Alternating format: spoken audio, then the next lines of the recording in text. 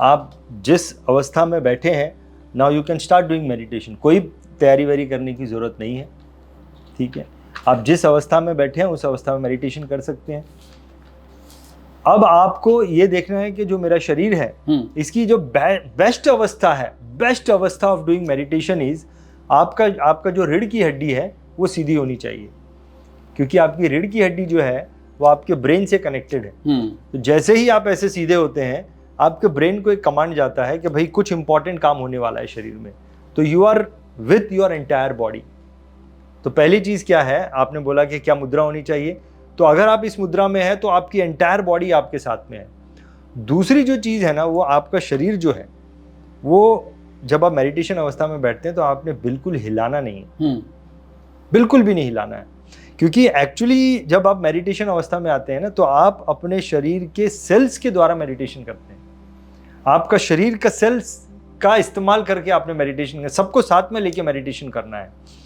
तो आप अगर अपने शरीर को इतना भी हिलाते हैं तो वो जो एक छोटा सा सेल था उसके लिए तो समझ लो कि वो धरती से आपने उसको ट्रैवलिंग करा दी चांद की, क्योंकि वो इतना छोटा है।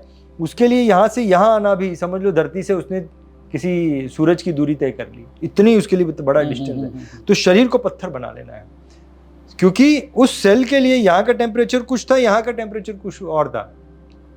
तो दो चीज़ें आपको ध्यान रखनी है कि आप रीढ़ की हड्डी को सीधी कर सकते हैं तो ये आप मैक्सिमम बेनिफिट ले रहे हैं अपने इसका। और दूसरा, शरीर को पत्थर बना लें, शरीर को बिल्कुल ना हिलाएं। बाकी समय की जो बात है, अगर आप शुरू कर रहे हैं तो आपके लिए समय मायने नहीं रखता, क्योंकि आप meditation it's like a baby sitting.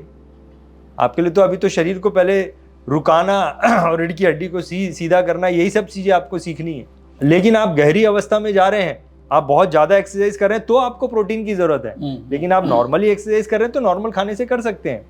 तो आप किस अवस्था में है, अगर आप बहुत गहरी अवस्था में चले गए हैं और आपको जो सुबह के 3:30 बजे जो है बहुत ज़्यादा शांति होती है, तो बहुत गहरी अवस्था में चले गए तो आपको उस समय की ज़रूरत है। नहीं तो अगर आप प्रैक्टिस ही कर रहे हैं, शुरू ही कर रहे हैं, तो यू कैन किसी भी समय आप शुरू करिए।